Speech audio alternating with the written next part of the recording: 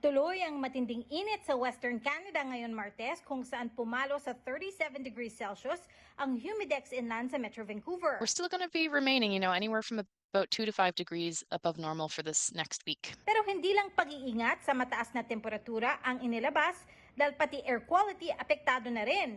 Naglabas ng isang smog o ground level ozone advisory ang mga opisyal Lunes at tuloy pa rin ito ngayon araw. The advisory is in place for eastern Metro Vancouver and the Fraser Valley, so extending out to Hope as kind of the eastern boundary of the Fraser Valley. Naglalabas ng air advisory sa rehiyon para ma-alerto ang publiko at napapadalas daw ang mga ito sa mga nakarang taon. In the last 5 years, we've had an ozone advisory in each of the last 5 years, so this is something that does occur in our region.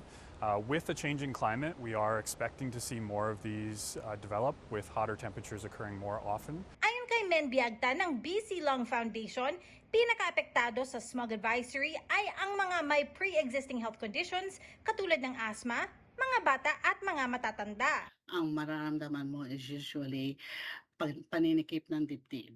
Or kung ikaw naman ay may asthma or COPD, mararamdaman mo ang symptoms mo kagaya ng pag-ubo or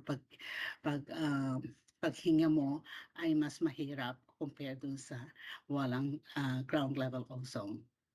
So in short, nagkakos siya ng inflammation or swelling inside the airways. Ipinaliwanag ng kababayan kung bakit mas malala ang smog o polusyon sa ground level kapag mainit ang panahon. There are components of that form smog like nitrogen oxide, which is directly emitted by burning fossil fuels kagaya ng mga sasakyan.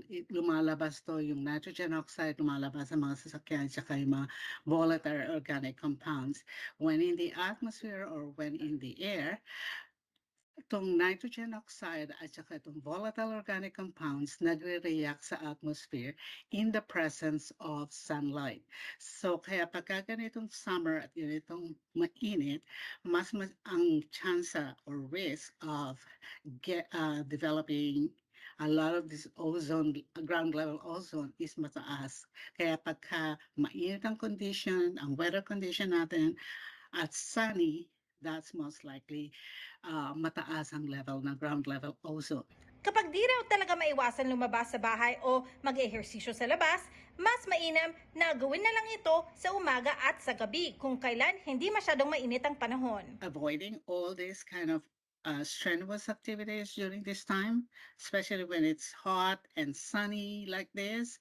Make sure that they stay indoors or make sure that they keep hydrated, or sometimes they have to stay in cleaner shelters if possible, if they don't have any air conditioning unit at home. Teresa Barrera, Omni News, Vancouver.